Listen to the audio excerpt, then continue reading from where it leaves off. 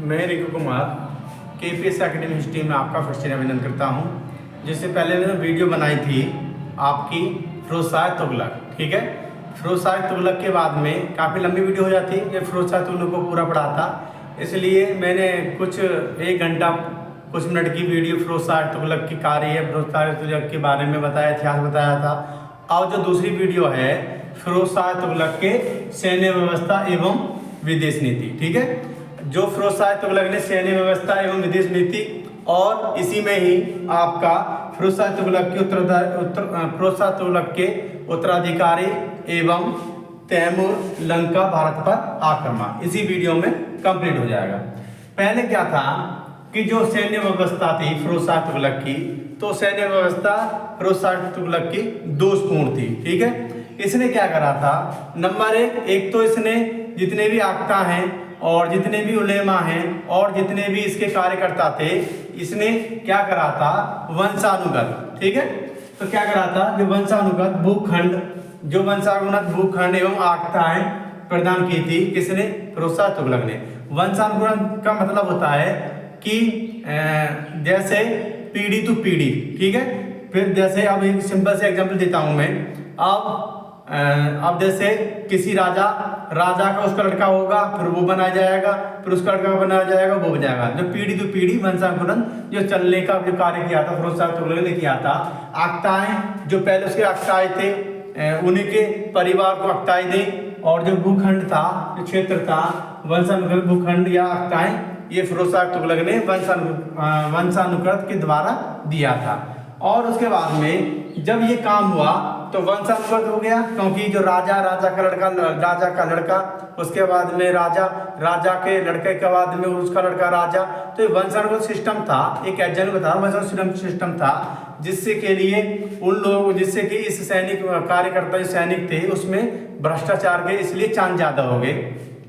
अब एग्जाम्पल में बताता हूँ कि जो कोई लड़का है उसको पता है कि मेरा लड़का ही आगे चलकर राजा बनेगा, ठीक है। और उस राजकुमार को भी पता है कि मैं ही राजा बनूंगा, तो एक निश्चित हो गया था, जिससे काम ज्यादा नहीं होता था और भ्रष्टाचार ज्यादा फैलने लगा था। क्योंकि एक वंशानुक्रम से ये सिद्धांत निकलता है कि वंशानुक्रम निश्चित था, ओहदा मिलता था, निश्चित होता गया था कि मैं कितने भी कार्य बुरा करूं, जब भी मेरे को ओहदा तो मिलना है, इसमें भ्रष्टाचार के चांस ज्यादा होने लगे। और यही कारण इसकी सैन्य व्यवस्था में होने लगा, जिससे कि काफी आगे विवाद हुआ और फिर इसका प्रभाव भी पड़ा। और एक बात और, जितने भी जो संचालक जो सैन्य विभाग थे, या सैन्य कर्मचारी थे, या सैन्य अधिकारी थे, या वजीर थे, तो क्या हुआ कि ये कुछ ऐसे क्षेत्र थे जिससे दक्षिण के क्षेत्र स्वतंत्र हो गए और राजपुताना भी स्वतंत्र हो गए, क्योंकि वहां पे वंशानुगत चलने के बाद में इनकी सेनाएं डगमगाई और सेना बिखर गई और इसमें विवाद भी हुआ, जिससे काफी भ्रष्टाचार हो गया था। भ्रष्टाचार होने के बाद में अब क्या होता है कि फिरोज़शाह तुगलक की सैन्य व्यवस्था दोषपूर्ण थी। उसने सैनिकों को नगद वेतन के बदले वंशानुगत भूखंड या आक्ताएं प्रदान की थी, अतः सेना में भी वंशानुगत नियम लागू हो गया था, ठीक है। एक तो इसने आक्ताएं और जो भूखंड वंशानुगत कर दिया, और सेना में भी एक नियम चालू कर दिया वंशानुगत, किसने, फिरोज़शाह तुगलक ने, और भ्रष्टाचार फैल गया, ठीक है। इस प्रकार की अक्षम मतलब कोई ऐसी, अक्षम का मतलब होता है कोई ऐसा सिस्टम नहीं था, सिस्टम नहीं बना था जो उसको सुधार सके। इसलिए दिन प्रतिदिन ये सैन्य व्यवस्था और आगे सैन्य व्यवस्था दिन प्रतिदिन बेकार होने लगी और अक्षम होने लगी, और जो दिन अभियान चलाए थे वो सब सफल नहीं हो रहे थे, जिससे कि राजपुताना और जो दक्षिणी के क्षेत्र स्वतंत्र हो रहे थे और उन्हें जीतने का प्रयास भी नहीं किया गया था। और क्योंकि जब ये भ्रष्टाचार ज्यादा फैल गया तो यहाँ की सेना ने जीतने का प्रयास भी नहीं किया, और जब जीतने का प्रयास नहीं किया तो वहाँ के जो सर्कल था, वहाँ के जो क्षेत्र थे, वो अपने के लिए स्वतंत्र हो गए। और स्वतंत्र होने के बाद में इन्होंने सेना ने इतना रिस्क नहीं लिया, और रिस्क लेने के बाद में नहीं लिया तो बंगाल सिंध में भी सुल्तान को सफलता नहीं मिली, ठीक है। क्योंकि जब सेना मजबूत होगी तो जब भी सफलता मिलेगी, और आक्रमण किसी देश पर या राज्य पर आक्रमण करता जब भी सफलता मिलेगी। अब इसने एक नियम सेना में वंशानुगत नियम निकाल दिया, और जो वेतन, पहले नगद वेतन नहीं था, तो पहले क्या था, जो अलाउद्दीन खिलजी ने और उससे पहले अलाउद्दीन खिलजी ने नगद वेतन दिया था और बाद में एक दो जैसा नगद वेतन दिया था। तो ये ऐसा सिस्टम था, उससे पहले नगद वेतन देते थे जब सेना को रखते थे। अब इसने क्या करा, नगद वेतन तो नहीं दिया पर वंशानुगत भूखंड और आगताएं प्रदान किए थे। और उसके बाद में जब ये दोनों आगताएं भूखंड प्रदान किए थे वेतन के बदले में, तो सेना में वंशानुगत हो गया, जिससे कि सेना इतनी मजबूत नहीं हो पाई। और उसके बाद में इन्होंने सफलता अभियान भी चलाए, सफल नहीं हो पाए। और ये कुछ अभियान ऐसे थे जो आपके दक्षिणी के क्षेत्र में, राजपूताना के क्षेत्र में थे, और ये सफल नहीं होने के कारण वो जितने भी क्षेत्र हैं वो स्वतंत्र हो गए।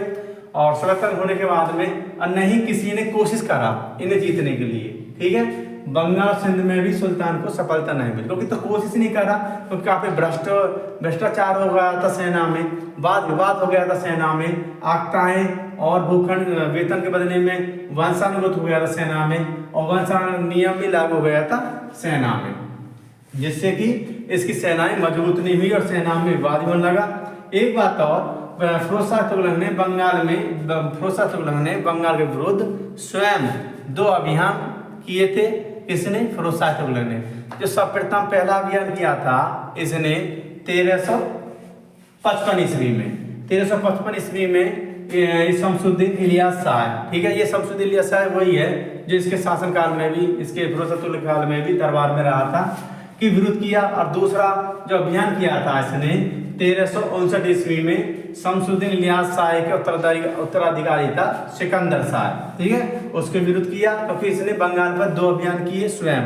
एक अभियान किया 1355 में, दूसरा अभियान किया 1359 में। 1355 में जो विद्रोह का नेतृत्व कर रहा था वो शमसुद्दीन इलियास शाह कर रहा था, और जो 1359 में विद्रोह का नेतृत्व कर रहा था शमसुद्दीन इलियास का एक उत्तराधिकारी था कौन? सिकंदर शाह। इसको विद्रोह को दबाने के लिए स्वयं गया और विद्रोह दबा। ये एक बात और कि स्वयं तो गया था ये 1355-1359 में 2 विद्रोह अभियान में, पर ये विद्रोह अभियान ये सफल नहीं हो पाया और नहीं वो विद्रोह को दबा पाया, जिससे कि ये वापस आ रहा था।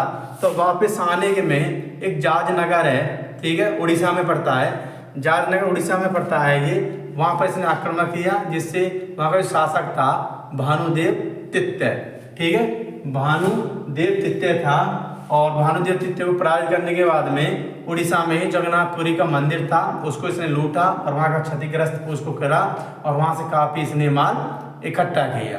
किसने? फिरोज शाह तुगलक ने। एक बार देखें, सैन्य व्यवस्था एवं विदेश नीति, क्योंकि इसी वीडियो में सैन्य व्यवस्था भी है और विदेश नीति भी, उसके बाद में फिरोज शाह तुगलक का उत्तराधिकारी और तैमूर लंग का भारत पर आक्रमण, ये इसी वीडियो में कंप्लीट हो जाएगा। पूरा वीडियो को देखें। सैन्य व्यवस्था एवं विदेश नीति। फिरोज शाह तुगलक की सैन्य व्यवस्था दोषपूर्ण थी। कैसी थी? दोषपूर्ण थी। उसने सैनिकों को नगद वेतन के बदले में वंशानुगत भूखंड और आगताएं प्रदान की थी। वंशानुगत भूखंड और आगताएं प्रदान की थी, अतः सेना में भी वंशानुगत नियम लागू हो गया था, ठीक है, क्योंकि इसने जो भूखंड आगताएं जो प्रदान की थी नगद वेतन के बदले में फिरोज शाह तुगलक ने, तो जब प्रदान करने के बाद में सेना में भी वंशानुगत नियम लागू हो गया था और भ्रष्टाचार फैल गया था। फिर उसके बाद में इस प्रकार की अक्षम सेना द्वारा सफल सैन्य अभियान का संचालन संभव नहीं था। राजपूताना तथा दक्षिण के क्षेत्र स्वतंत्र बने रहे, उन्हें जीतने का प्रयास भी नहीं किया गया, क्योंकि जब ये व्यवस्था हो गई तो वहाँ पे संचालन करने के लिए संभव नहीं हो पा रहा था, और वहाँ के जो राजपूताना क्षेत्र हैं और दक्षिणी क्षेत्र हैं वो स्वतंत्र बने रहे, और इन्होंने जीतने का प्रयास भी नहीं किया था। इसने फिरोज शाह तुगलक के सैन्य जो व्यवस्था थी, इन्होंने फिरोज शाह तुगलक ने वहाँ की जो सैन्य व्यवस्था थी, जो वजीर थे जो थे और सेनापति थे, इन्होंने भी कोशिश नहीं किया जीतने के लिए, ठीक है। और उसके बाद में बंगाल जीतने का प्रयास भी नहीं किया। बंगाल और सिंध में भी सुल्तान को सफलता नहीं मिली थी। और फिरोज शाह तुगलक ने बंगाल के विरुद्ध 2 अभियान करे थे। एक अभियान हुआ था, पहला अभियान 1550 ईस्वी में शमसुद्दीन इलियास शाह के इलियास शाह के विरुद्ध किया था। कब? 1355 ईस्वी में। ये उसके बाद में दूसरा अभियान हुआ था 1359 में। किसके? जो शमसुद्दीन इलियास शाह का उत्तराधिकारी था सिकंदर शाह, उसके विरुद्ध किया था। ठीक है, पर ये दोनों विद्रोह ये सफल नहीं हो पाए थे। फिरोज शाह तुगलक इसमें स्वयं गया था। कौन? फिरोज शाह तुगलक इस विद्रोह को दबाने के लिए स्वयं गया था, पर लेकिन ये सफल नहीं कर पाया था। इस विद्रोह को दमन नहीं कर पाया था। उसके बाद में वापस लौट के आता है। कौन? फिरोज शाह तुगलक जब वापस लौट के आता है तो रास्ते में ही एक जगह पड़ती है जाजनगर, जो उड़ीसा में पड़ती है। वहाँ का शासक था भानुदेव दुत्त। कौन सी जगह पड़ती है? जाजनगर। कहाँ पर? उड़ीसा में। यहाँ का शासक था भानुदेव तित्य। ठीक है, भानुदेव तित्य को हराता है और हराने के साथ साथ फिरोज शाह तुगलक पुरी में, ये कहाँ पर? पुरी में जगन्नाथ मंदिर को लूटता है और वहाँ का क्षति पहुँचाता है और काफी माल वहाँ से प्राप्त करता है फिरोज शाह तुगलक।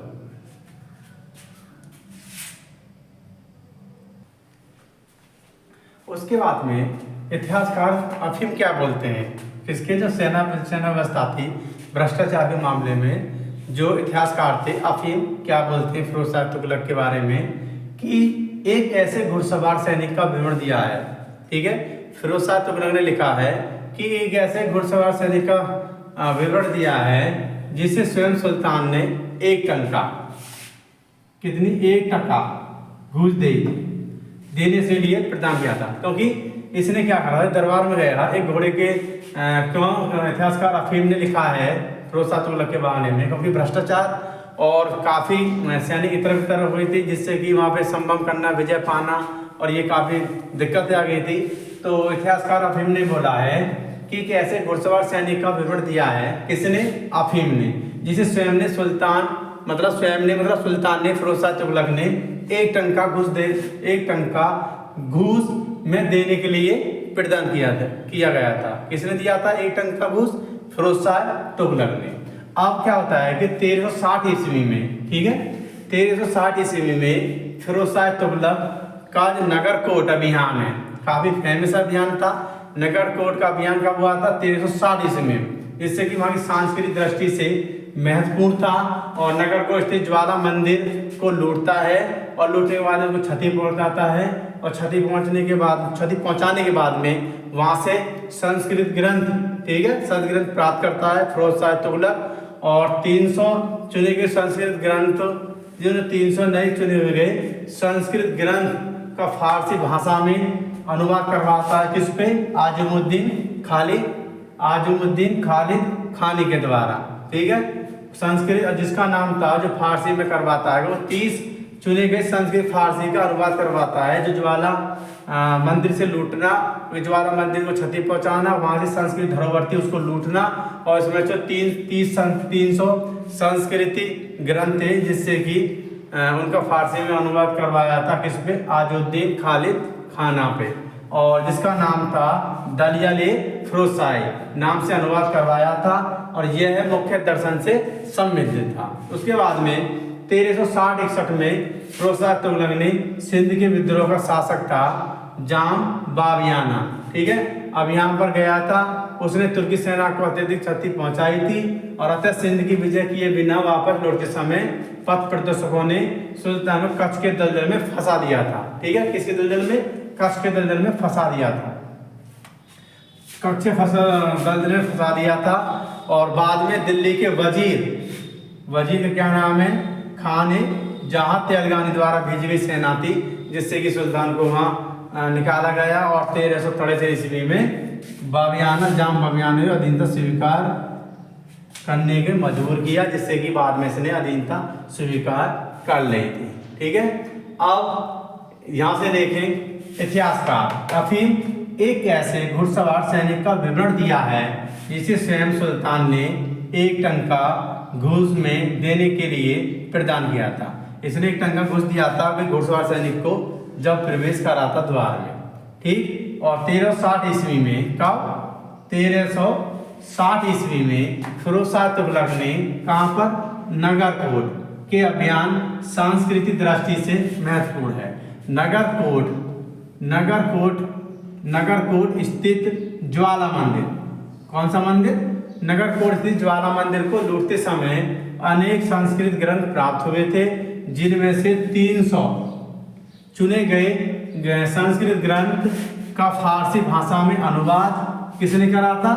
आजमुद्दीन खालिद खानी के द्वारा, जिसका नाम था दलियल ए फिरोजशाही के नाम से अनुवाद करवाया था। और यह ग्रंथ मुख्य दर्शन से संबंधित ग्रंथ है। कौन सा? दलियल ए फिरोजशाही, जो आपके आजुद्दीन खालिद खानी ने अनुवाद करवाया था, जो लूटने से ज्वाला मंदिर से लूटा गया माल लूटा गया और मंदिर को क्षति पहुंचाई थी इसने फिरोज शाह तुगलक ने।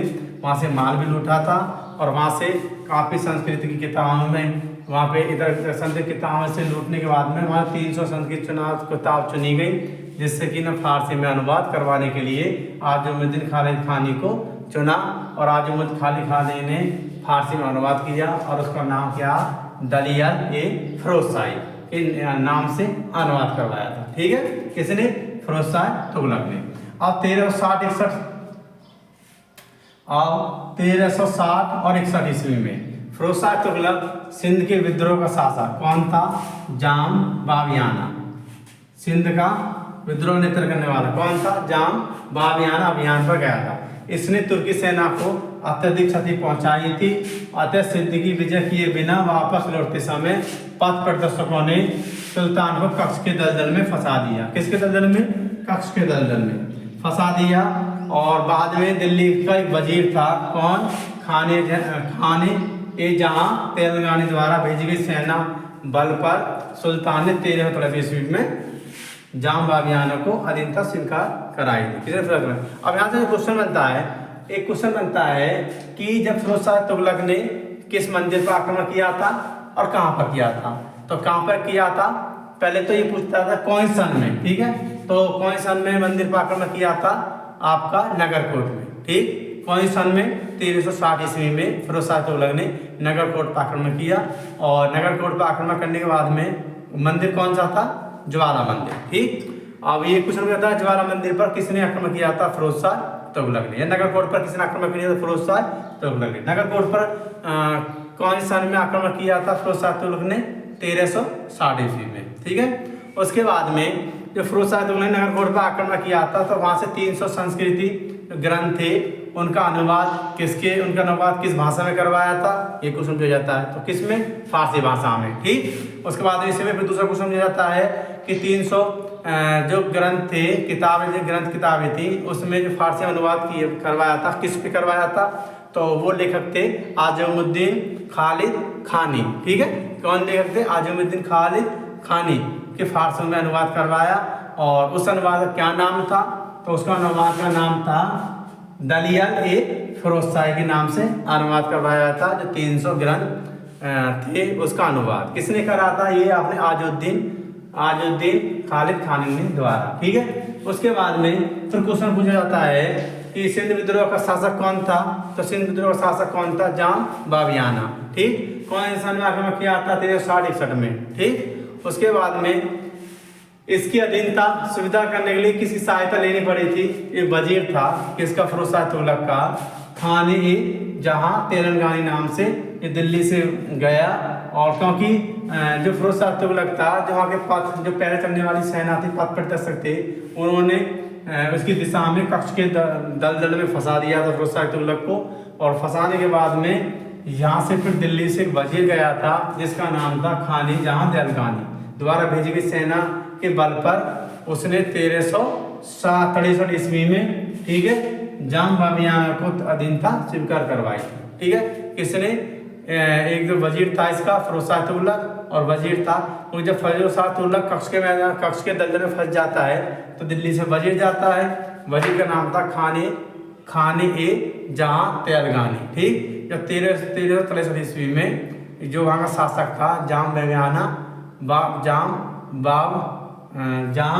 बावनिया, क्या था? जाम बावनिया।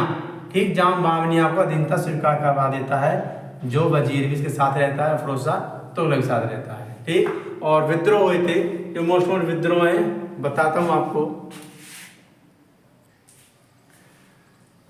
फिरोज शाह तुगलक के शासनकाल में कुछ विद्रोह हुए थे। जैसे ये सुल्तान फिरोज शाह तुगलक का शासनकाल शांतिपूर्ण रहा। इसके समय में नामात्र कुछ विद्रोह हुए थे। एक विद्रोह हुआ था गुजरात में दमगामी विद्रोह, ठीक है, और दूसरा विद्रोह था कटिहार बुंदेलखंड में खरक का विद्रोह। कैसा, कौन सा? खरक का विद्रोह, क्योंकि इस शासनकाल में कटिहार बुंदेलखंड में खरक का विद्रोह हुआ था। उसके बाद में इटावा के जमींदारों का विद्रोह हुआ था। ये फिरोज शाह तुगलक के शासनकाल में। अब यहाँ से एग्जाम पूछा जाता है कि कई बार एग्जाम में पूछा जाता है कि फिरोज शाह तुगलक के शासनकाल में कौन से विद्रोह हुए थे। तो गुजरात में दमगामी का विद्रोह, कटिहार बुंदेलखंड में खरक का विद्रोह और इटावा के जमींदारों का विद्रोह। ये क्वेश्चन बहुत पूछा जाता है इनके बारे में। ये जो मेन विद्रोह हैं, विद्रोह तो पश्चिम और बंगाल में भी हुआ था, तो ये विद्रोह जो फेमस विद्रोह है, इसलिए मैंने आपको ये बता दिया जो एग्जाम में क्वेश्चन पूछ जाते हैं। सिंध पर विद्रोह हुआ था, बंगाल में विद्रोह हुआ था, और आपका गुजरात में दमगामी में विद्रोह हुआ था, कटिहार बुंदेलखंड में खरक का विद्रोह हुआ था, इटावा में जमींदारों का विद्रोह हुआ था। किस शासनकाल में? फिरोज शाह तुगलक शासनकाल में। अब आता है कि फिरोज शाह तुगलक के उत्तराधिकारी एवं तैमूरलंग भारत पर आक्रमण। अब क्या होता है कि फिरोज शाह तुगलक ने अपना जो उत्तराधिकारी सर्वप्रथम घोषित किया था फतेह खां को, ठीक है।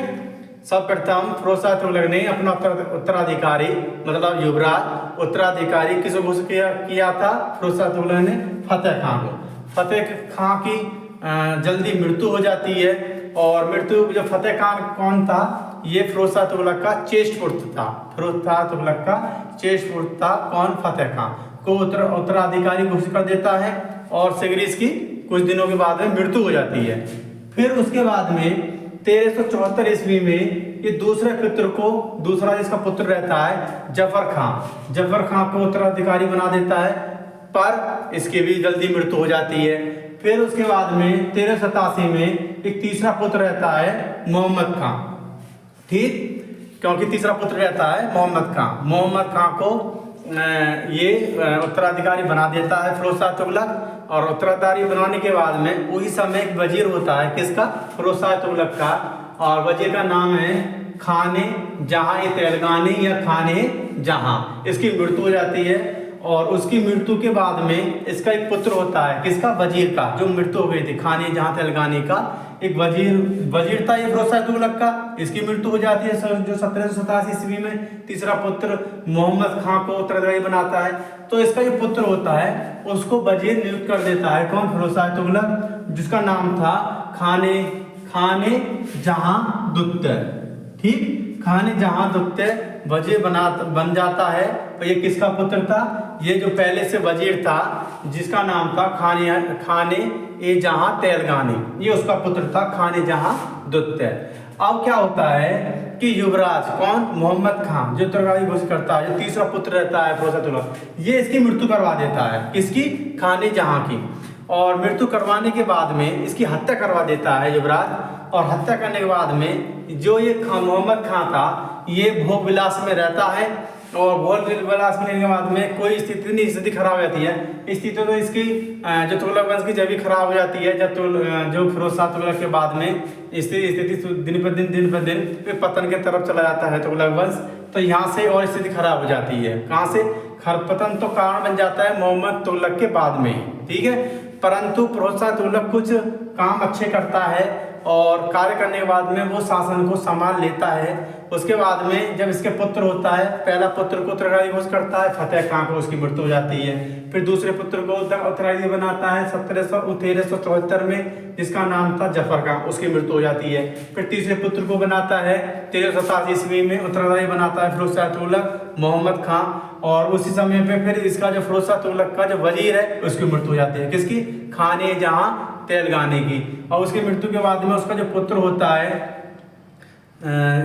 होता है जिसका नाम था खाने जहां दुत्ते, उसको वजीर नियुक्त कर देता है फिरोज शाह तुगलक। और ये राजकुमार है जो उत्तराधिकारी घोषित होता है मोहम्मद खां, इसकी मृत्यु करवा देता है। और मृत्यु के बाद में क्या होता है कि ये मोहम्मद खां स्वयं भोग विलास जीवन व्यतीत करता है, प्रारंभ कर देता है। अतः अमीर के दबाव में आकर फिरोज शाह तुगलक ने मोहम्मद खां के बदले में अपना इसका एक पुत्र था जिसका नाम था गयासुद्दीन तुगलक दुत्ते, ठीक है। कोई युवराज घोषित कर देता है, उत्तराधिकारी घोषित कर देता है और अपना उत्तराधिकारी घोषित कर देता है। और 20 सितंबर 1388 ईस्वी में फिरोज शाह तुगलक की मृत्यु हो जाती है। अतः गयासुद्दीन तुगलक सेकंड सुल्तान के रूप में गद्दी पर बैठा जाता है। तो अब देखें सुल्तान फिरोज शाह तुगलक का शासनकाल शांतिपूर्ण रहा। उसके समय में नाम मात्र कुछ विद्रोह हुए।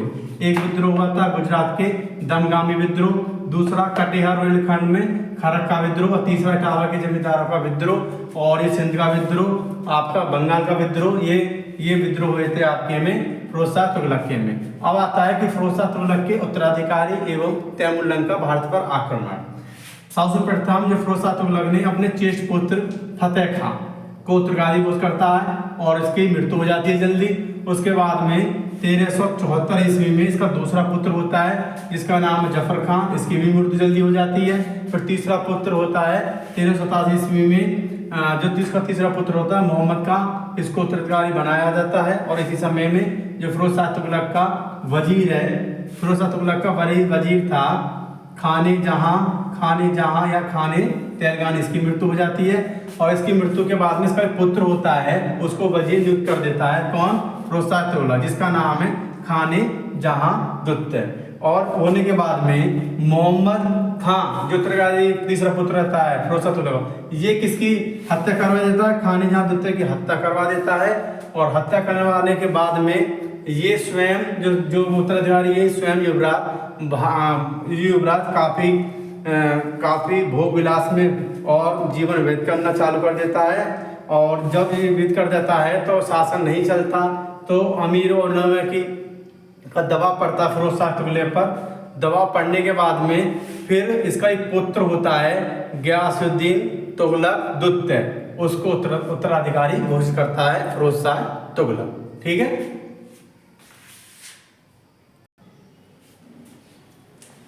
फिरोज शाह तुगलक। ठीक है, जब फिरोज शाह तुगलक का पुत्र था, क्योंकि इसने पहला अपना उत्तराधिकारी किसको बनाया था? फतेह खां को। दूसरा वो इसकी मृत्यु हो गई थी।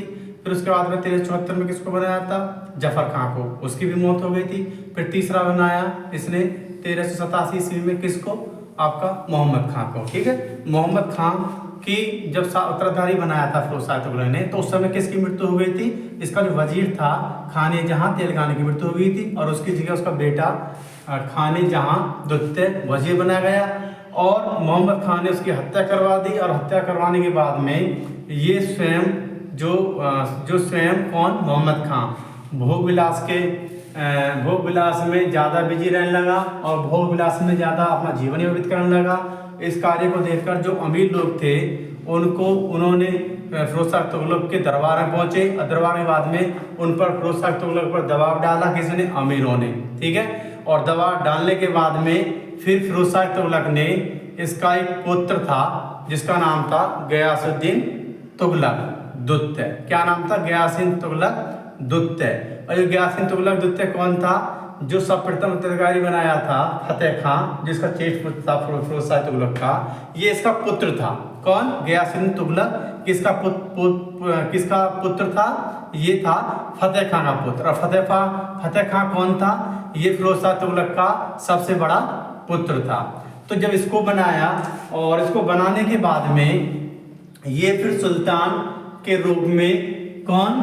सुल्तान के रूप में गयासुद्दीन तुगलक द्वितीय सुल्तान के रूप में। और उसी समय में 20 सितंबर 1388 ईस्वी में फिरोज शाह तुगलक की मृत्यु हो जाती है। कब? 20 सितंबर 1388 ईस्वी में। ठीक है, 20 सितंबर 1388 ईस्वी में फिरोज शाह तुगलक की मृत्यु हो जाती है। और मृत्यु होने के बाद में फिर सुल्तान कौन बन जाता है? क्योंकि उत्तराधिकारी घोषित कर देता है इसको। सुल्तान जो राजगद्दी पर, दिल्ली की राजगद्दी पर कौन बैठ जाता है? ये बैठ जाता है आपका जो पुत्र था किसका? फिरोज शाह तुगलक का और गयासुद्दीन तुगलक द्वितीय, जो पुत्र था फतेह खां का। ठीक है, जो फिरोज शाह तुगलक का बेटा था सबसे बड़ा। ठीक है, तो ये बन जाता है। और बनने के बाद में एक बात और, जब फिरोज शाह तुगलक के जितने भी पुत्र थे वो सभी उत्तराधिकारी जो बनाए थे बेहद ही अयोग्य थे। उनमें कोई ऐसा सिस्टम, उनमें ऐसा कोई शासक या शासन या ऐसा कोई जो बुद्धिमान नहीं था ये तो एक पीढ़ी दूसरी वंशानुक्रम कार्य चलता रहा था, जिससे कि काफ़ी यदि ये बुद्धिमान होते, काफ़ी महत्वाकांक्षी होते तो ये अगारे को शासन चलाते, ठीक है। जिससे कि तेजी से तुगलक वंश था, जो दिल्ली सल्तनत का पतन तेजी के साथ हुआ था। और अंतिम सुल्तान था तुगलक वंश का नासिरुद्दीन महमूद। और नासिरुद्दीन महमूद के समय में आते समय में दिल्ली की सल्तनत की सीमाएं दिल्ली के आसपास क्षेत्र तक सीमित रहीं, क्योंकि ऐसा था कि तुगलक वंश की सबसे ज्यादा विशेष सीमा थी मोहम्मद बिन तुगलक, गयासी तुगलक, और उसके बाद में फिरोज शाह तुगलक। जब इसका पतन होना चालू हो जाता है, जब फिरोज शाह तुगलक अपना उत्तराधिकारी घोषित कर देता है, पहले उत्तराधिकारी घोषित करता है अपना मतलब फतेह खां को, वो भी अयोग्य नहीं होता, वो भी उसकी मृत्यु हो जाती है जल्दी। फिर दूसरा पुत्र को चुनता है 1374 ईस्वी में जफर खां को, वो भी अयोग्य होता है, उसके भी कुछ दिन बाद मृत्यु हो जाती है। फिर तीसरा पुत्र चुनता 1387 में मोहम्मद खां को, और मोहम्मद खां चुनने के बाद में वो भी अयोग्य होता है। वो भोग विलास के कारण स्वयं को हर समय अपना जीवन व्यतीत करता रहता है, जिससे कि उसी समय में एक वजीर होता है किसका, फिरोज शाह तुगलक का। फिरोज शाह तुगलक का जो वजीर होता है, जिसका नाम खानी ये जहाँ तेलंगानी होता है, उसकी मृत्यु हो जाती है और उसकी जगह वजीर घोषित करता है फिरोज शाह तुगलक, जो पहले वजीर का पुत्र था। मतलब खाने जहाँ तेलंगानी का पुत्र था, खाने जहाँ दुत्य, उस वजीर को नियुक्त कर देता है फिरोज शाह तुगलक उसके बेटे को। और इसकी हत्या कौन करवा देता है, मोहम्मद का हत्या करवा देता है। और मोहम्मद का हत्या करवाने के बाद में भोग विलास के अपना पूरा जो समय निकालता है, भोग विलास में निकालता है, जिससे कि वहाँ के जो अमीर लोग थे वो काफ़ी नाराज होते हैं फिरोज शाह तुगलक पर और दरबार में जाते हैं। दरबार में जाने के बाद में जब अमीरों को दबाव पड़ता है फिरोज शाह तुगलक पर, फिर अपना पुत्र कौन, गयासिन तुगलक द्वितीय को उत्तराधिकारी घोषित करता है दिल्ली सल्तनत का। और घोषित करने के बाद में जो गयासिन तुगलक द्वितीय था, ये फतेह खां, जो आपका फिरोज शाह तुगलक का ज्येष्ठ पुत्र था, फतेह खां का पुत्र होता है गयासुद्दीन तुगलक द्वितीय, इसको घोषित कर देता है। और उसी समय 20 सितंबर 1388 में फिरोज शाह तुगलक की मृत्यु हो जाती है। फिर उसके बाद में सुल्तान बनता है गयासिन तुगलक द्वितीय। अब गयासिन तुगलक द्वितीय बनता है, और एक बात, जितने भी इसने उत्तराधिकारी बनाए थे सब अयोग्य थे, बेहद ही अयोग्य थे। कोई योग्य इसका शासक नहीं बना था। उसके बाद में कोई ऐसा उसका बेटा ऐसा शासक नहीं था जो साथी जो काफ़ी शक्तिशाली हो, बुद्धिमान हो, या सैन्य अभियान में किसी ने साथ दिया हो। वो सब भोग विलास करने वाले व्यक्ति थे, जितने भी फिरोज शाह तुगलक के बाद में इसके जो पुत्र थे। उसके बाद में जो तुगलक वंश का वहाँ से तेजी की तरफ दिल्ली सल्तनत का जो पतन तेजी की तरफ होता है। उसके बाद में फिर अंतिम शासक बनता है तुगलक वंश का, जिसका नाम था नासिरुद्दीन महमूद। नासिरुद्दीन महमूद के आते समय जो सल्तनत है, जो दिल्ली की सल्तनत जो सीमा है, वो दिल्ली के आसपास की सीमा रह जाती है, सीमा छूट जाती है। जो दिल्ली के आसपास के क्षेत्र का ये अपना ये सुल्तान बनता है, क्योंकि धीरे धीरे सभी जो चारों तरफ इसकी सीमाएं फैली हुई थी, वो सभी जो छोटे मोटे राज्य थे, छोटे मोटे जो क्षेत्र थे, वो अपने कब्जा लेते, क्योंकि इनकी सीमा और इनके शासक काफ़ी कमजोर भूगोल होते हैं, तो वो सभी स्वतंत्र हो जाते हैं। जिससे कि इसकी सीमा कहाँ तक रह जाती है, जब शासनकाल आता है नासिरुद्दीन महमूद का, दिल्ली के आसपास के क्षेत्र, ठीक है। और दिल्ली के आसपास क्षेत्र की सीमा दिल्ली के आसपास क्षेत्र तक ही सीमित रह गई थी, जो नासिरुद्दीन महमूद का जो कार्यकाल आता है। और नासिरुद्दीन महमूद तुगलक वंश का सबसे अंतिम शासक था। सबसे अंतिम शासक कौन था, नासिरुद्दीन महमूद तुगलक वंश का।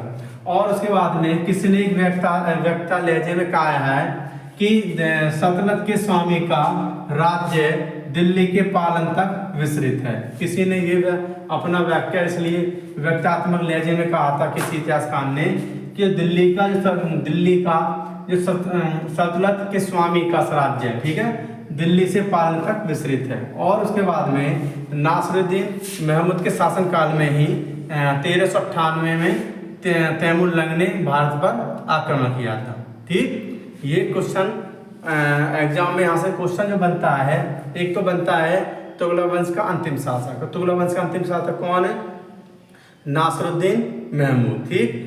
और तुगलक वंश का उस समय कौन शासक था जब तैमूरलंग ने भारत पर आक्रमण किया था, कौन था, नासिरुद्दीन महमूद। फिर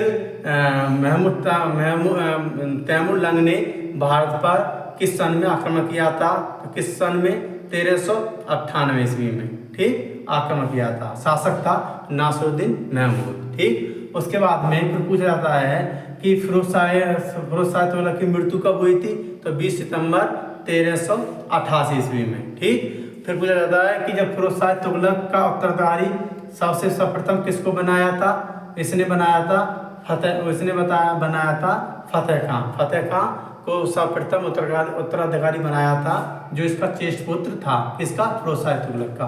उसके बाद में किसको बनाया था? जफर खां को। कौन सन में? 1374 ईस्वी में, ये क्वेश्चन दिया जाता है। उसके बाद में फिर किसको बनाया था? 1387 ईस्वी में मोहम्मद खां को, ठीक, ये तीसरा उसका पुत्र था, ये क्वेश्चन दिया जाता है। उसके बाद में आप इसका जो वजीर था खाने जहाँ तेलगानी के बाद में वजीर पद किसको दिया था? फिर उसका तुगलक ने, इसका पुत्र था तेलंगानी का, जिसका नाम था खाने जहां दुत्ते, उसको पद दिया। और उसकी हत्या किसने करवाई? मोहम्मद खां ने, ठीक है, मोहम्मद खां ने करवाई।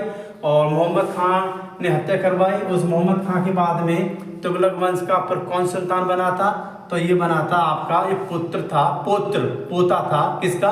फिरोज शाह तुगलक का, वो गयासुद्दीन तुगलक दुत्त। ये किसका पुत्र था? फतेह खां का पुत्र था, जो फिरोज शाह तुगलक का ज्येष्ठ पुत्र था, जो सर्वप्रथम उत्तराधिकारी घोषित किया था फिरोज शाह तुगलक ने। ये यहाँ से क्वेश्चन पूछा जाता है। उसके बाद में फिर लास्ट में आता है कि अंतिम आक्रमण, तो बताइए फिर इसका तुगलक वंश का अंतिम राजा कौन था, मतलब अंतिम सुल्तान कौन था? नासिरुद्दीन महमूद, ठीक है। और नासिरुद्दीन महमूद के शासनकाल में ही दिल्ली के आसपास क्षेत्र की इसकी सीमा थी, सल्तनत की जो सीमा थी वो दिल्ली के आसपास क्षेत्र ही बची थी। बाकी के सब ये अपने क्षेत्र और राज्य सब स्वतंत्र हो गए थे। और इसलिए किसी वक्ता ने बोला है कि सल्तनत के स्वामी का राज्य दिल्ली के पालन तक विस्तृत था। ये किसके शासनकाल में बोला? ये किसके शासनकाल में बोला था? और किस समय में? उस समय कौन था? नासिरुद्दीन महमूद था। उस कार्यकाल में ये दिल्ली का जो क्षेत्र था ये सीमित रह गया था। और वो आपको पता ही है कि 1398 में भारत पर आक्रमण किया था तैमूर ने, और जिस समय शासक था नासिरुद्दीन महमूद।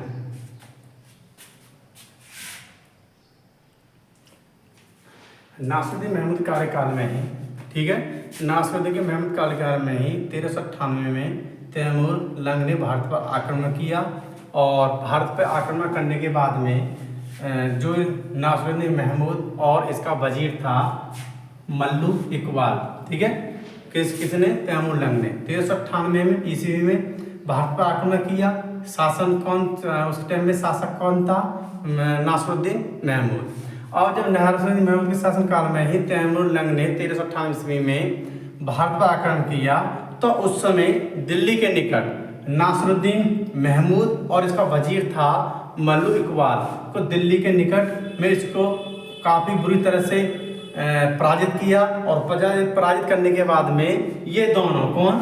नासिरुद्दीन महमूद और मल्लू इकबाल दिल्ली छोड़कर भाग गए, ठीक है, दिल्ली छोड़कर भाग गए। और भागने के बाद में तैमूर लंग ने 18 सितंबर 1398 ईस्वी को दिल्ली में प्रवेश कर लूटपाट की। क्योंकि जो 1398 ईस्वी में भारत पर आक्रमण किया, और आक्रमण करने के बाद में जो दिल्ली के निकट एक युद्ध हुआ था उसमें नासिरुद्दीन महमूद और इसका एक वजीर था मल्लू इकबाल को हराया, पराजित किया। और पराजित करने के बाद में ये दोनों ही दिल्ली छोड़कर भाग गए। और 18 सितंबर 1398 ईस्वी में दिल्ली में प्रवेश किया किसने? तैमूर लंग ने। और प्रवेश करने के बाद वहाँ पे लूटपाट की। और लूटपाट करने के बाद में फिर जब दिल्ली में प्रवेश करने के बाद में तैमूर लंग ने लूटपाट की। कब? 18 सितंबर 1398 में। और 1 जनवरी 1399 में दिल्ली को छोड़ दिया था किसने? तैमूर लंग ने।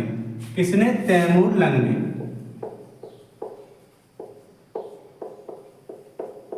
तैमूर लंग ने कब छोड़ दिया था? 1 जनवरी 1399 को दिल्ली छोड़ दिया था तैमूर लंग ने। और प्रवेश कब किया? 18 सितंबर 1398 में प्रवेश करने के बाद दिल्ली में वहाँ की लूटपाट की और वहाँ से धन लूटा। उसके बाद में 1 जनवरी 1399 में दिल्ली को छोड़ दिया तैमूर ने, और दिल्ली को छोड़ने के बाद में 19 जनवरी 1399 में, कब 19 जनवरी 1399 को मेरठ और हरिद्वार ठीक को लूटा। इसको लूटा भाई 1 जनवरी 1399 में तो इसने दिल्ली छोड़ दिया तैमूर ने। उसके बाद में फिर 19 जनवरी 1399 में उसने मेरठ पर आक्रमण किया, मेरठ से लूटपाट किया। उसके बाद में वहाँ का क्षेत्र से लूटपाट किया जो मेरठ के विरुद्ध क्षेत्र थे, और हरिद्वार को भी इसे लूटा था किसने, तैमूर ने। और 1399 में तैमूर ने स्वदेश मतलब भारत को छोड़कर जाने का प्रस्थान किया था। और प्रस्थान करने के बाद में एक बात और, जो तैमूर था ये एक चगताई तुर्क था, चगताई तुर्क था, और इसका पिता का नाम था अमीर दुर्रे जो मध्य एशिया में समरकंद का शासक था। और इसकी मृत्यु हो जाती है किसकी, तैमूर के पिता की, जो एक शासक था मध्य एशिया में समरकंद का, अमीर तुर्के ठीक है। मृत्यु होने के बाद में फिर शासक कौन बन जाता है समरकंद का, तैमूर लंग बन जाता है। और एक बात, जब तैमूर लंग वापस जाता है तो उस समय पे मुल्तान का एक सूबेदार है खिज्र खां, ठीक है, मुल्तान का सूबेदार खिज्र खां इसकी सहायता करवाता है युद्ध में, किसकी, तैमूर लंग की। और सहायता करवाने के बाद में फिर तैमूर लंग खिज्र खां को लाहौर की और दीपालपुर की, कहाँ की, क्योंकि मुल्तान का था पहले ही है, ठीक है, मुल्तान का सूबेदार था। और मुल्तान का सूबेदार उसी समय था जो तैमूर लंग ने भारत में आक्रमण किया था, उस आक्रमण में इसने तैमूर लंग का सहयोग दिया था, तो उस समय ही मुल्तान का सूबेदार था। जब ये प्रस्थान यहाँ से जाता है तैमूर लंग भारत छोड़कर, तो उसी समय में तैमूर लंग खिज्र खां को लाहौर का और दीपालपुर का सूबेदार भी नियुक्त करता है, और मुल्तान का सूबेदार भी नियुक्त करता है, कहाँ का, लाहौर का, दीपालपुर का सूबेदार।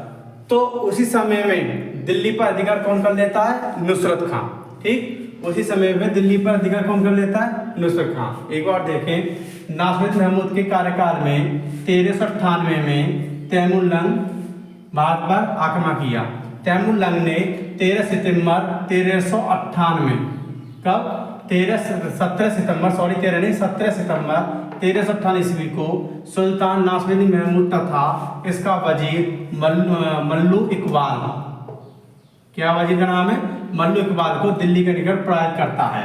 और ये दोनों तैमूर लंग के भय से दिल्ली छोड़कर भाग जाते हैं। फिर तैमूर लंग 18 सितंबर 1398 को दिल्ली में प्रवेश कर लूटपाट करता है, और लूटपाट करने के बाद में 1 जनवरी 1399 में दिल्ली को छोड़ देता है तैमूर लंग। और 19 जनवरी 1399 को मेरठ को लूटता है, उसके बाद में हरिद्वार को लूटता है तैमूर लंग। और लूटने के बाद में 1399 ही ये अपने भारत को छोड़कर स्वदेश वापसी के लिए प्रस्थान किया था इसने। और प्रस्थान करने के बाद में तैमूर लंग की एक बात बताता हूँ मैं, कि तैमूर लंग एक चगताई तुर्क था। इसका पिता का नाम था अमीर तुर्रे, और मध्य एशिया में समरकंद का शासक था। इसके पिता की मृत्यु के बाद समरकंद का शासक कौन बना था, तैमूर लंग बना था।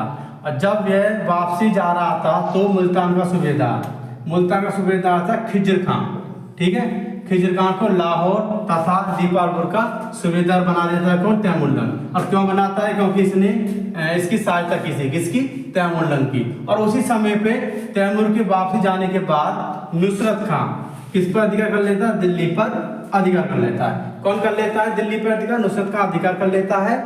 और अधिकार करने के बाद में 1401 ईस्वी में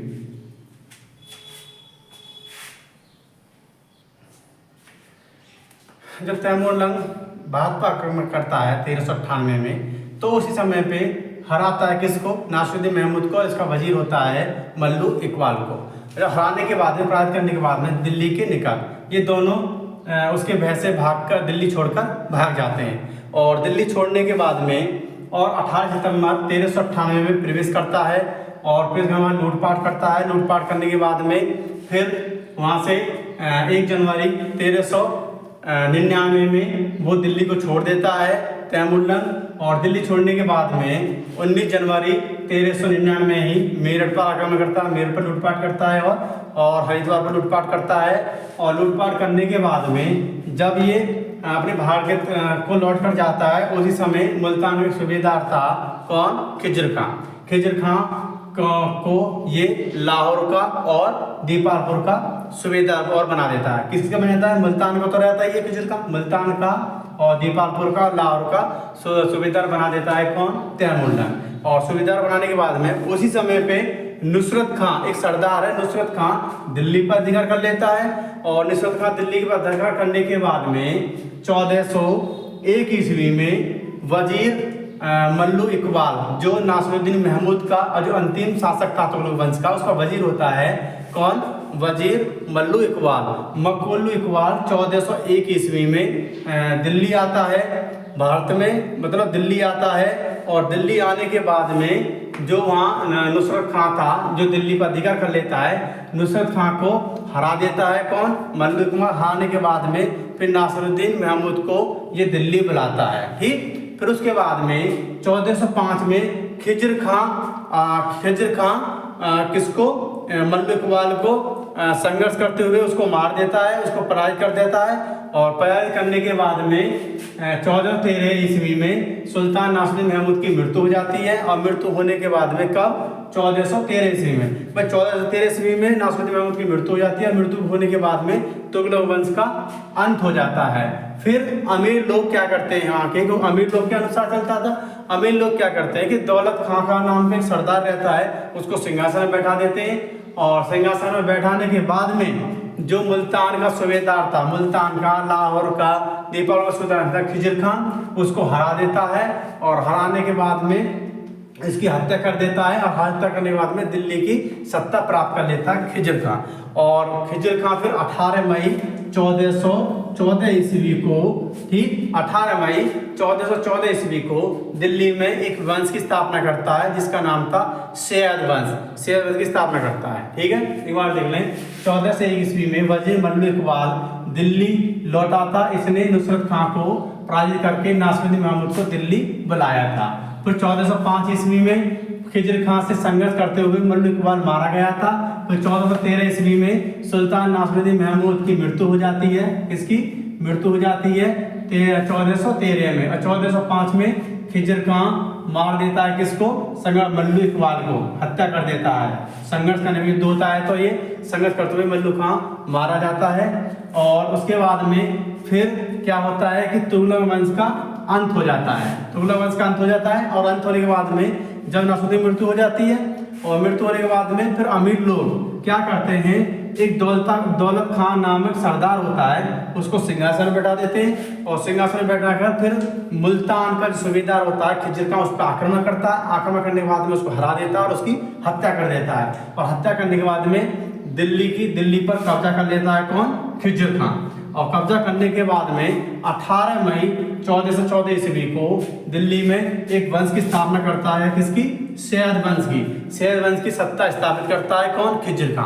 अब ये आगे जो मैं वीडियो बनाऊंगा ये चलेगा आपका सैयद वंश। और सैयद वंश का जो संस्थापक था ये कौन था? खिज्र खां। खिज्र खां पहले क्या था? ये मुल्तान का सूबेदार था। उसमें तैमूर लंग ने इसको किसका सुल्तान बनाया था? लाहौर का, दीपालपुर का। ये क्वेश्चन हो जाते हैं। और 1401 ईस्वी में मल्लू इकबाल जो वजीर था नासिरुद्दीन महमूद का, वो लौटता है। और इसने किसको हराया था? नुसरत खां को हराने के बाद में। और किसको बुलाया था? नासिरुद्दीन महमूद को बुलाया था। फिर 1405 ईस्वी में खिज्र खां और आपके जो वजीर होता है नासिरुद्दीन महमूद का, मल्लू इकबाल का युद्ध होता है। संघर्ष में ये मल्लू इकबाल मारा जाता है। और 1413 ईस्वी में नासिरुद्दीन की मृत्यु हो जाती है। और मृत्यु होने के बाद में फिर मृत्यु जाती है। वहाँ के जो वहाँ के अमीर लोग थे वो किसको सुनते हैं? दौलत खां एक नामक सरदार को चुनते हैं, दिल्ली के सिंहासन में बैठा देते हैं। और दिल्ली के सिंहासन में बैठाने पे अब खिज्र खां जो मुल्तान का सूबेदार था और लाहौर का भी सूबेदार था और आपका दीपालपुर का सूबेदार था, वो आक्रमण करता है दिल्ली पर। आक्रमण करने के बाद में दौलत खां को ये मार देता है। इसको पराजित करने के बाद में दिल्ली पर अधिकार कर लेता है कौन? खिज्र खां। फिर 18 मई 1414 ईस्वी को दिल्ली की सत्ता पर एक सैयद वंश की स्थापना करता है। और दिल्ली पर शासन चालू कर देता है कौन? खिज्र खां। अब जो वंश चलेगा वो चलेगा आपका सैयद वंश, ठीक। वंश चलेगा सैयद वंश। और सैयद वंश का और जो वंश आएगा आगे जो वीडियो है सैयद वंश, सैयद वंश ये कब से 1400 से 1491 ईस्वी, ये सैयद वंश है। 1414 से 1491 ईस्वी। और इसका संस्थापक कौन था? आपको पहला सुल्तान कौन बनेगा इसका? खिज्र खां। और खिज्र खां को ही सैयद वंश का संस्थापक बोला जाता है। सैयद वंश का संस्थापक था कौन? सैयद वंश का संस्थापक कौन था? खिज्र खां। अब जो आगे कोई वीडियो बनेगी जो चौथा वंश है सैयद वंश, उसके बाद में 5 वंश होते हैं, क्योंकि दिल्ली जो सल्तनत काल में 5 वंश का शासन होता है। पहला आपका होता है गुलाम वंश, दूसरा होता है खिलजी वंश, उसके बाद में तीसरा होता है तुगलक वंश, तुगलक वंश के बाद में चौथा वंश होता है सैयद वंश, और 5वां वंश होता है लोधी वंश। क्योंकि 5 वंश शासन करते हैं। ये क्वेश्चन पूछा जाता है कि क्रम भी लगाने को आ जाता है। मैंने पीछे वीडियो बनाई थी, क्रम भी लगाना आ जाता है, ईयर भी आ जाता है, और अंतिम शासक, सबसे ज्यादा शासन किसने करा था, सबसे कम किसने करा था, ये इसके बारे में मैंने एक वीडियो में बना के आपको बता दिया है। अब ये आगे वीडियो बनेगी, आपको मैं बताऊंगा सैयद वंश। सैयद वंश में भी 4 शासक होते हैं, खिज्र खां, मुबारक शाह, मोहम्मद शाह, अलाउद्दीन आलम शाह। ठीक, खिज्र खां में कितना वंश, मतलब सैयद वंश में कितने शासक होते हैं? 4 शासक, जिसमें आपका पहला खिज्र खां, दूसरा आपका मुबारक शाह, और तीसरा मोहम्मद शाह, और चौथा आपका अलाउद्दीन आलम शाह। ठीक, और उसके बाद में 1451 के बाद में फिर कितने वंश का आता है? आपका लोधी वंश। ठीक है, और KPS एकेडमी हिस्ट्री चैनल को सब्सक्राइब करें, लाइक करें, बेल आइकन को प्रेस करें, और अपने फ्रेंडों को शेयर करें। अधिक से अधिक से जो क्वेश्चन एग्जाम में जो पूछ जाते हैं, मैं अक्सर उन क्वेश्चन के बारे में बीच बीच में बताता हूं, और NCERT बेस से मैं पढ़ा रहा हूं, एक बेसिक बेस से हाई से। अब इसमें हिस्ट्री में ऐसा नहीं है कि मैं लो मीडियम में लेके चल रहा हूँ, हाई मीडियम में लेके चल रहा हूँ, एक तरफ से मैं पढ़ा रहा हूँ वंश बाई वंश। और जो मैं पढ़ा रहा हूँ, सबसे पहले मध्यकालीन भारतीय इतिहास चालू करा है, उसके बाद में फिर प्राचीन इतिहास करूंगा, उसके बाद में फिर आधुनिक इतिहास, लास्ट में आधुनिक इतिहास पूरा करूंगा। अब पूरा मैं इतिहास कंप्लीट आपका करवाऊंगा। और जो प्रैक्टिस सेट है, प्रैक्टिस सेट में जो मैंने बीच में इसलिए बंद कर दिया था क्योंकि गर्मी काफ़ी पड़ रही है, इतनी फैसिलिटी नहीं है मेरे पास में जो एक वीडियो ही कंप्लीट हो पाती है। काफ़ी गर्मी होने के बाद में मोबाइल से मैं वीडियो बनाता हूँ, इससे मोबाइल भी काफ़ी देर तक हीट हो जाता है, गर्म हो जाता है, जिससे बार बार वीडियो कटने लगती है। तो आपसे अनुरोध है मेरी पूरी वीडियो को देखें और चैनल को सब्सक्राइब करें, लाइक करें, शेयर करें और कमेंट करें। ठीक है, और मेरा एक सीधा सा सिद्धांत है कि वीडियो में बनाता रहूँगा, और बनाने के बाद में कुछ ऐसी वीडियो हैं मेरी जिसमें लाइक, कमेंट और व्यू नहीं आए, उससे मुझे कोई प्रभाव नहीं पड़ता। देखो, ऐसा है कि मेहनत करना मेरा एक कर्तव्य है। ठीक है, तो इसलिए आपसे इतना अनुरोध भी करता हूँ कि वीडियो को लाइक करें और शेयर करें, और आप लोग सभी स्टूडेंट समझदार हैं। धन्यवाद।